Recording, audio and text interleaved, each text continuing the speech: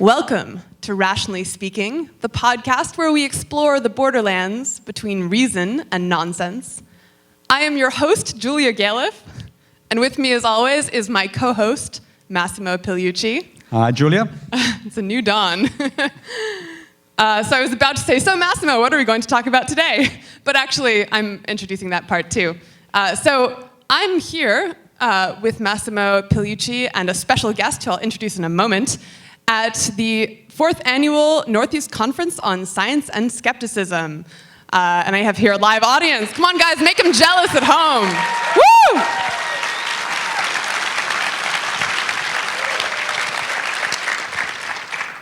So we've just heard two talks here at NECSS, one from Massimo and the other sort of paired talk from our special guest today, Michael Shermer.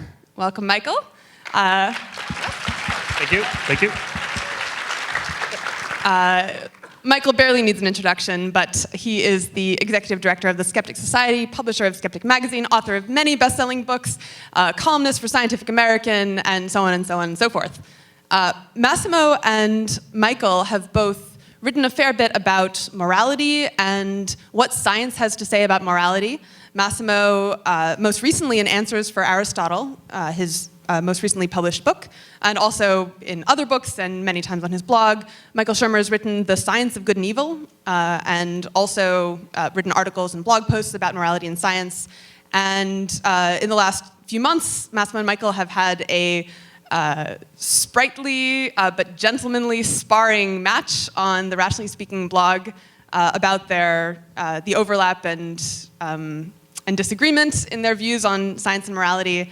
So we're going to delve into that in more detail today. I'll start, for the benefit of listeners at home who haven't just heard your two talks, by having you sort of lay out in just broad strokes what your positions are.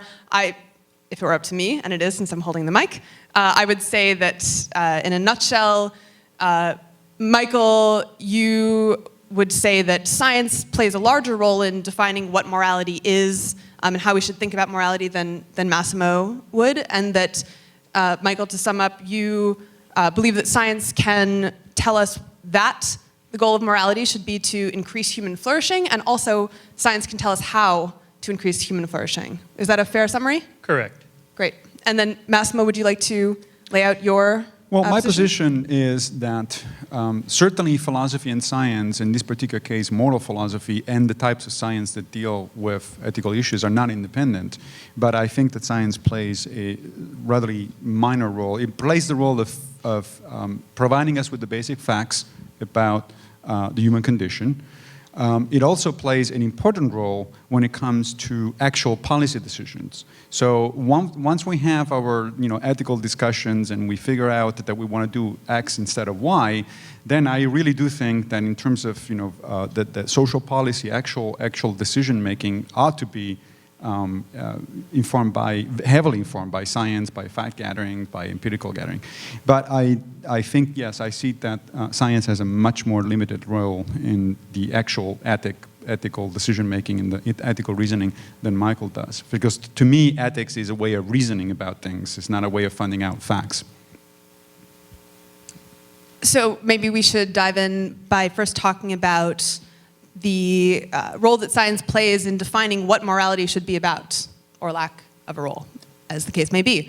In your talk, Michael, you argued that we know from science certain facts about our nature as humans and as a social creature, and that those facts can inform our understanding of morality.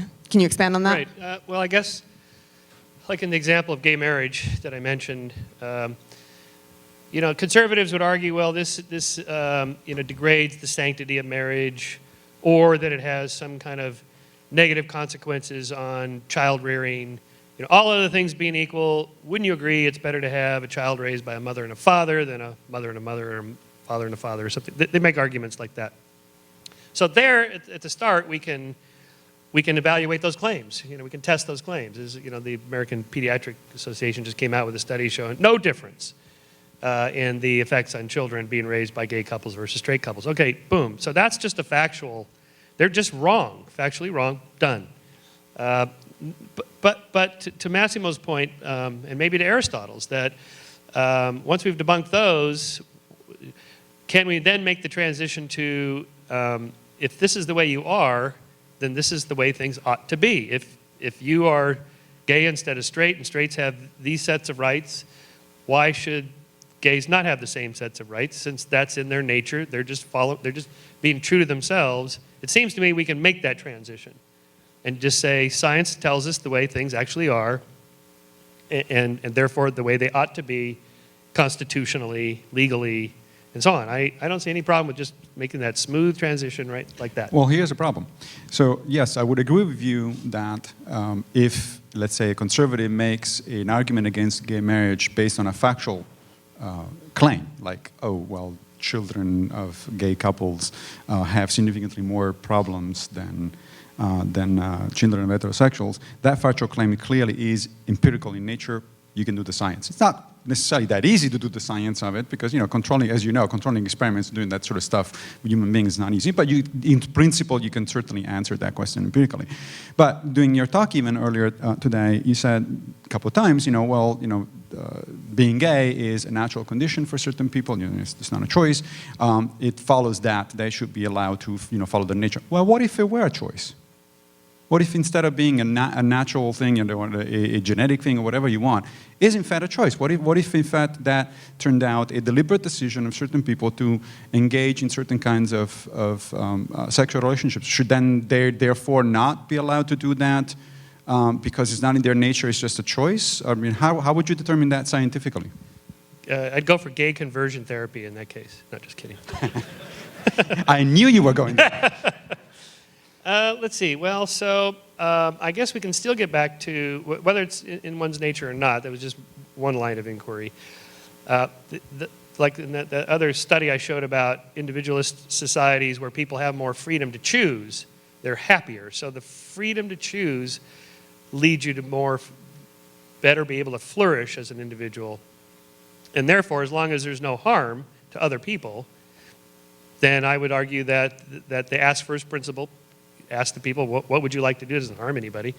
Then that would be okay. That would be morally acceptable. But then, yes, maybe so. But first of all, we're now, I think, left science, and we're getting into ethical reasoning. I don't know. I just think there's a smooth transition there. Not as much as you think it is. But so let's take this example of, well, you ask people, these issues of you ask people. First of all, I looked at the slides you presented and the research you presented, and in my book, in Answers for Aristotle, I did look at research on comparative sociological research of the kind you were mentioning, and actually the results are not quite as straightforward as they may seem. First of all, it is not true that more individualistic societies lead to more flourishing. Actually, it's more social democratic societies that lead to more flourishing. More which? Social democratic societies. So things like Sweden, Denmark. Social democratic. Right. Yeah. So which means that individualism actually has to be tempered by certain things, like a social net, for instance, so certain degrees of access to education, access to healthcare, all that sort of stuff. So now those are all empirical issues, of course. But then it turns out that if you ask, let's say if you use your ask principle, the ask principle, where you ask the majority of people, what do you think that this is the right thing to do or this is not the right thing to do? Well, the answers are culturally dependent and temporally dependent. As it turns out, if you asked apparently a large number of slaves before the Civil War in the United States, would have told you that actually slavery was a pretty good condition for them. And so was the case for slaves in ancient Rome. Now, we don't accept those as good answers. A lot of Muslim women today will tell you that the position they find themselves in very conservative countries actually makes them feel better, makes them feel safe, makes them feel accepted, and so on and so forth. And yet, I think that both you and I agree that those are not exactly the best conditions for flourishing for a human being. But now that is no longer an empirical question, because if you simply ask them, you will get a very different answer from what you expect. There was a very interesting article that came out a few weeks ago about China and representing the first case of post-democratic society, flourishing society. Now, I disagree with the author of that article. In fact, I wrote a response that it's about to be published in the Philosopher's Magazine on ethical grounds. But as it turns out, if you ask right now, a majority of Chinese are pretty happy about the way things are going, as long as their material well-being is taken care of, they don't seem to care very much about individuality, freedom, democracy, and so on and so forth. So where does that leave your ask first principle? They don't know any better. They don't know the choices available. Yes, of course, the slaves in ancient Rome or in 19th century America, or in modern times where you see these interviews with these sister wives, in these polygamous communities. Oh, I love, it's a great idea. Well, they don't know any better. I mean, they were raised since little children that polygamy was normal and having sex with old guys is okay and so forth. But once people know what freedom to choose is like, they almost always choose more freedom, not less freedom. Well, as I said, that's actually empirically not the case, at least not in most European societies. But the thing is, so you're saying that they need to be educated. Yes, well, so the arc of the moral universe is bending more toward individual rights and freedoms, and less so. And so I'd say that natural trend that we're tracking indicates something. Not only are we tracking it scientifically, but we can say that this is reflecting something about our nature. Let me interject for a moment. Michael, you've laid out several different principles for how we can decide what's moral. There's the what is natural principle. There's the ask first, what do people want to be done to them or not to be done to them principle. And then there's the is it harming anyone principle. I'm curious, in your examples so far, it has seemed, to the best of my memory, that all of them can be taken care of with the second two principles, the what do people want and what causes harm. Is there any case where you need the what is natural criterion to decide what is moral? Beyond the other two, I mean? Can I use a lifeline for this? I'd like to phone a friend. Well, I can change the question joking. a little No, bit. I'm just joking. Okay. So, look, I'm not a moral philosopher by training. I'm coming at this way. I'm trying to answer the question to theists and theologians and believers, without God anything goes. No, that's not true. Okay, so then what basis do we have? Well, we have to have some bases. And so the utilitarianism and deontology, virtue ethics, fine, those are all good. But we can do better than that still. We can add all the components I brought up in terms of what science brings to it. We can ask first. We can, it's too easy to rationalize based on some of these collectivist type arguments, the utilitarian type arguments, for why it's okay to harm people. And I think we can do better than that. Well, first of all, just adding a few things here. First of all, it's not actually quite that easy. I mean, modern utilitarianism is, as much as I don't actually endorse it, it's a fairly sophisticated framework for moral philosophy. I mean, just if we had Peter Singer here, he would have quite a bit to say about this. But let me go back to two of your point you just made. First of all, for instance, this idea that you also brought up in your response on the Rationally Speaking blog, that you can show that gods cannot possibly be the source of morality. Well, that's a philosophical argument, and it was made by Plato 2,400 years ago. It's called the Euthyphro dilemma, and it has absolutely no input from empirical evidence whatsoever. You can make that argument on logic alone, which is what I'm saying is, in fact, the reason why science is relevant. Certainly, empirical evidence is relevant to moral philosophy, but it doesn't determine it. The other thing is, if you talk about, let's say, utilitarianism, deontology, and virtue ethics as different frameworks, the thing is, once you start looking at empirical answers, you've already made implicitly a decision to adopt one of those or other available philosophical frameworks. For instance, let's take Sam Harris, who you quoted in your talk. Sam thinks that it is self-evident, evidently true, that we should go and increase people's happiness and decrease people's pain. Well, that's utilitarianism. It is not at all self-evident. You have to argue for it. Now, he uses that as a starting point, and that's fair enough, as long as he acknowledges that that starting point was actually arrived at by quite a bit of philosophical reasoning and ethical discussion. If you say, no, this is my starting point, and then from now on, I'm concerned with the practical question of how to implement this framework in actual social policy, then sure, that does come down to a matter of empirical facts. So it sounded like you did actually have a justification for why increasing, not happiness necessarily, but flourishing should be the goal of morality, right, and that it was derived from natural selection, right? Right, correct, right. So, Massimo, so back to my opening example. Would you say that in some cultures, female genital mutilation is moral, acceptable? you think it's okay?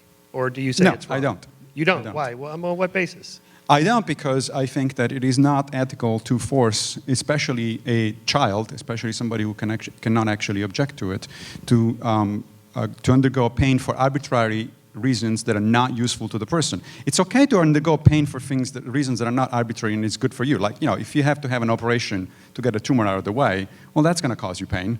And if I have to do it on a child, even without her consent, I think that's ethically acceptable. But in that case, I don't. Now, I can give you, as I said, this was the short story. Then we can get into a more complex discussion because in fact, the choice of the child or the welfare of the child is not just as simple as a question of, as a matter of pain or not pain. There is also the societal context. As it turns out, if you don't do it, these children will suffer because they live in a certain society. Now, I still think that doesn't outweigh the idea that genital mutilation is wrong, so I still think it should be objected to. But there's plenty of other situations where that answer is not quite clear-cut at all, where it does depend on the societal framework. For instance, there is research that, as you know, that shows by social psychologists recently that a major split between conservatives and let's say progressives in the United States has to do with the fact that conservatives count as moral, as part of the moral universe, certain things that progressives don't. Mm-hmm. Issues of purity and respect for authority and things like that. They think that is part of the moral framework. I don't. There's no empirical answer to that issue. We have to argue about, well, why exactly is it that you think, what counts? Sure, there's empirical evidence. Jonathan Haidt has all this empirical evidence. I know, I don't like his research. Well, I think you're wrong on that. So in this case... No, go ahead. What would be the answer? Take Sam's moral landscape. So maybe there's more than one correct answer. How do we find out which is the right one for you? Ask. So states' rights would be an example of this. Maybe instead of the federal government telling us what to do, the state should have the individual choice, or break it down even further, the community or the city or whatever. Or the individual. Or the individual, right. So it sounds to me like you want science to justify your democratic libertarian positions, which are really... No. I'm in favor of the individual. Right. To me, we should have some gun control. That's not a libertarian position. And so that depends on, look, there's no philosophical framework that's going to give us a single answer to all these different social issues. Just take them one by one. And I think we can do better than what you just said about female genital mutilation. I think we can do better than that. Than just saying, well, in Western democratic cultures, it's wrong. But for those other cultures, that is not at all what I said. I said that it is wrong, period. I just said, however, wait a minute. Wrong, period? How do you know it's wrong? I think I explained that I think it's wrong to impose pain for arbitrary reasons, because those are arbitrary reasons, as I said, as opposed to, I'm going to cure you of a tumor. But what are you basing that on?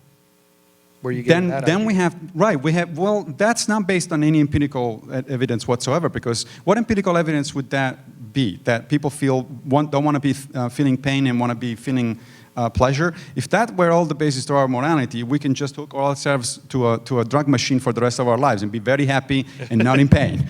Then most of us don't think that's a reasonable thing to do. But why not? On the utilitarian calculus, then, just the simple hooked up to the machine kind of pleasure is not enough. There's deeper, richer pleasures that come from, well, the 7 different criteria I put up there. Mm-hmm. So it's not just based on the one kind of pleasure. There's multiple kinds of pleasures. Some that come from delay of gratification, for example. Well, a lot of people actually, especially in the United States, would say that delayed gratification is hardly a pleasure at all. That if I could get it all right now, I would. And if science allows me to do that, I should. But in the long run, they're not. They harm the society and they harm themselves. They're not better off. But here's another problem that I have with letting too much room to science in terms of moral decision making. By the way, I should, again, just in case there is some doubt, I should reiterate that I don't think science is irrelevant. In fact, no moral philosopher, I think, science is irrelevant, or empirical evidence is irrelevant to these discussions. It's a question of how do we balance things out. So science, the problem with science is science itself changes, sometimes dramatically. And it doesn't always make progress. Sometimes there's some significant regresses. So for instance, during the 19th century, the dominant position in science, in biology and anthropology in particular, was racist. In the 20th century, early 20th century, there was a fairly widespread scientific position that is known as eugenics, that actually resulted in social policies. The major branch of the eugenics society in the United States was actually right here on Long Island, just a few miles away from New York, and it resulted in laws being in the books for decades and hundreds of thousands of people being forcefully castrated. Mm-hmm. That was science. Mm-hmm. Now, well, they were wrong. They were wrong. But so? Well, they were wrong on what case? In what case? In what? According to what criteria? And so, for example, like today's conservatives are far more liberal than liberals were in the 50s. That's moral progress.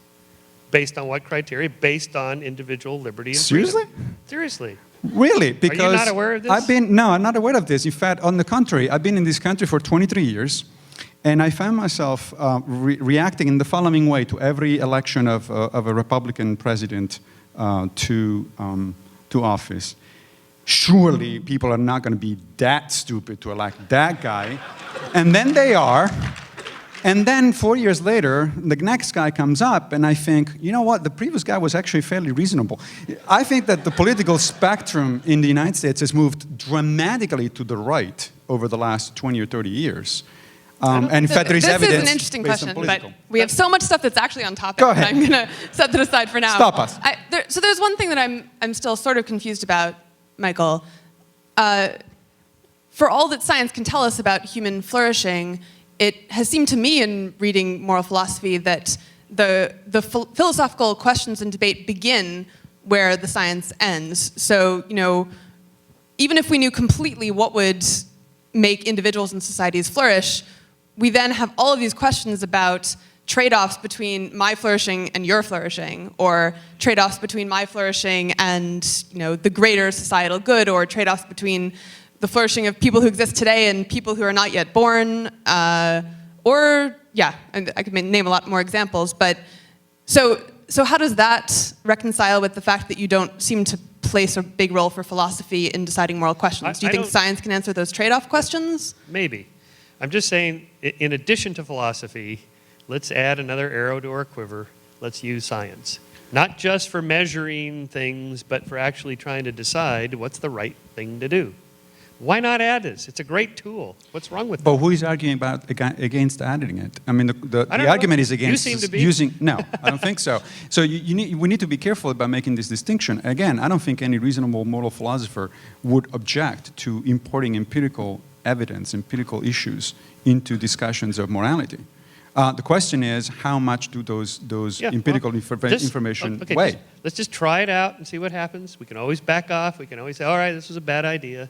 Just try it out. Science has worked so well in so many domains. We have been trying it out. I mean, you seem to be, like Sam Harris, I think, who makes similar arguments. You seem to be having the impression that moral philosophers simply ignore empirical evidence. Let me back up for a second here. As I said during my talk before this discussion here, the major distinction, or a major distinction between science and philosophy, and the reason I do think that they do really both need to work together on these and other issues, is that science deals with the empirical world, and philosophy tends to deal with sort of logical possibilities. And what I mean by science... Let me finish. So logical possibilities are much broader than empirical possibilities, which is another way to rephrase Julia's question a minute ago, which is science constantly will underdetermine empirically. Empirical information will constantly underdetermine our ethical problems, because our ethical problems are a question of conflict of values. We need to explain to ourselves and to others why is it that certain things need to take priority over others. The empirical information is relevant, but it doesn't determine a unique answer. Even Harris agreed that the moral landscape has more than one peak. But I think his view is very limited. It's not just that there is more than one empirical peak. There is many, many more logical peaks. And so that's why what I think the back and forth is. Now, one of the things I think that is problematic about these discussions, not just about ethics, but about the relationship between philosophy and science in general, is that people on, let's say, I'm not going to put you with this, Michael, but certainly Harris, go on and say things like, oh, anything that deals with facts is science. Well, no. Science is a particular type of human cognitive epistemic endeavor. Science is what biologists do, physicists do, social scientists do, and so on and so forth. It is simply not the fact that if it is a fact, it is science. Last night, for instance, I was watching Louis, an episode of a very funny TV show with Louis C.K. And I can guarantee you that there was no science in doing that. I was simply engaging in a human activity that implied facts. I had a TV. The TV was fed with certain signals. I was enjoying those signals. Certainly, there were reactions in my brain that you couldn't measure, but all of that would have been irrelevant. I was just watching TV and having fun. It is not science. If we want to play that game, if people sometimes expand the definition of science to the entire universe of factual information, so that of course everything becomes science, then two can play the same game. I can say then therefore, similarly, philosophy is about everything that it has to do with thinking, which means that we all do philosophy all the time. But clearly, if we expand those definitions that far, we're losing meaning. It's not science anymore, it's not philosophy anymore. I would say like the Enlightenment philosophers, Jefferson and Paine, Franklin, founding fathers, even Locke and so on, they were doing philosophy and science. They just simply did not make the distinction that we make today. So science, your slide, scientia, reason, empiricism, rationality, logic, these are all tools we should use to try to figure out what's the right thing to do. No disagreement at all there. Okay. But So the reason the Enlightenment philosophers were doing both simultaneously is because at the time it was possible to do both simultaneously. Science was just about to start to differentiate itself from philosophy. Science, of course, was referred to as natural philosophy at the time. Newton thought of himself as a natural philosopher. Descartes, by the way, thought of himself as a physicist mostly. And the reason we remember Newton as a physicist and Descartes as a philosopher is because Newton got the better ideas in physics, and Descartes got interesting ideas in philosophy better than Newton's.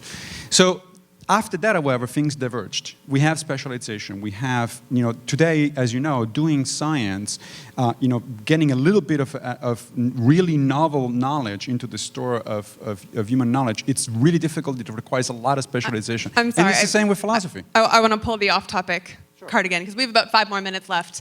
And we touched on this earlier, but didn't really explore it, and it seems like a major central issue here. Both of you have your disagreements, clearly, but you overlap a lot in your moral intuitions, the way you want to make moral judgments. Human flourishing is central. What do you say to people whose moral intuitions, whose definition of morality does not have very much to do with flourishing? If someone says morality is about purity and it's about not violating taboos about cleanliness and sex and food and so on, or someone who says morality is just about being loyal to the people in my tribe, I owe nothing to anyone else and can harm them as much as I want. How do you prove them wrong? Can you prove them wrong? Well, excuse me. I guess it would just depend on a specific example. I mean, that was a broad swath there. But for example, what you mentioned earlier, Massimo, about how liberals and conservatives differ. So in that case, we may have multiple peaks on the moral landscape in which the reason for these elections to go back and forth and why the pendulum seems to swing back and forth may be because by our very nature, some of us prefer more flexibility and change in our worldview, and some of us are more rigid and hierarchical in our worldview, and you kind of need both so that neither one gets too far in the extreme. So it could be that we evolve naturally this propensity to divide up into these kind of left and right.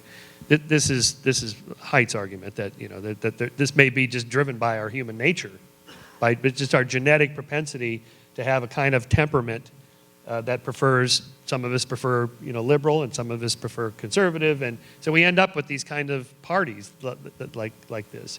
And so therefore, how do you find out what's the right thing to do? You have an election and see what happens. And then you throw the bums out and you do something different the next time. And so it's like an experiment. You keep changing the variables and run it again, change it again, collect more data, see how it goes, and just keep going it. Although we have different definitions of success, right? So the point here of the founding fathers, the way they designed the Constitution, was that nobody knows how to run a country.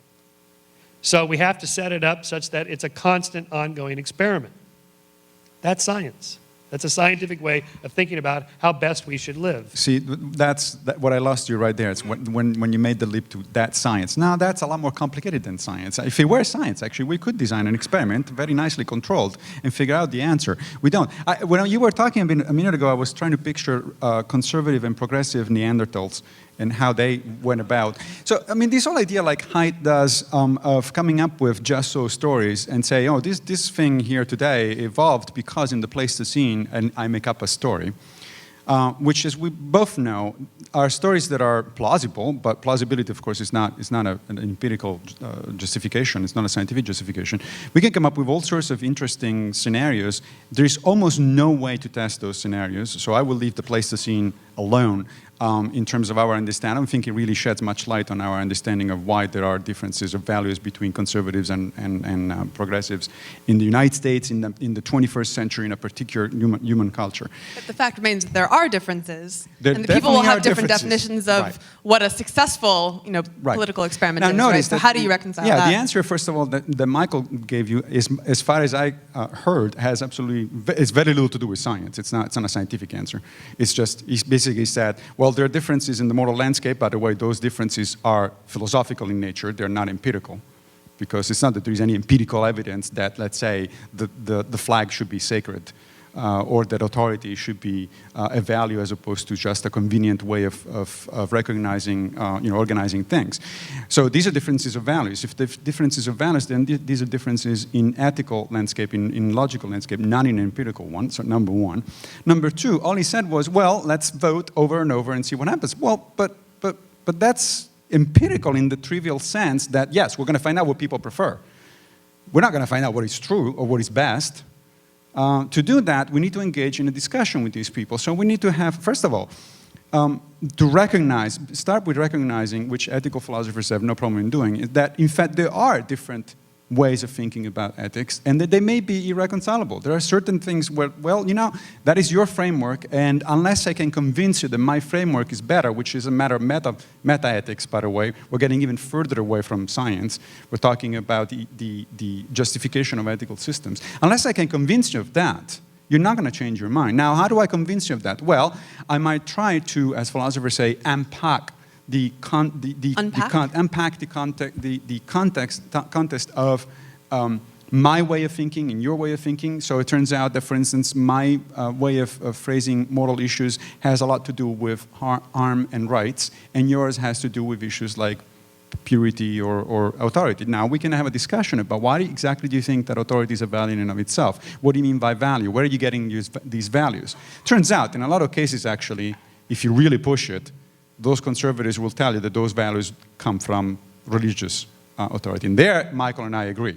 There, they don't stand a chance. Once you push them into that corner, then I whip out my personal copy of Euthyphro's Dilemma, and I say, gotcha, sorry, you're done.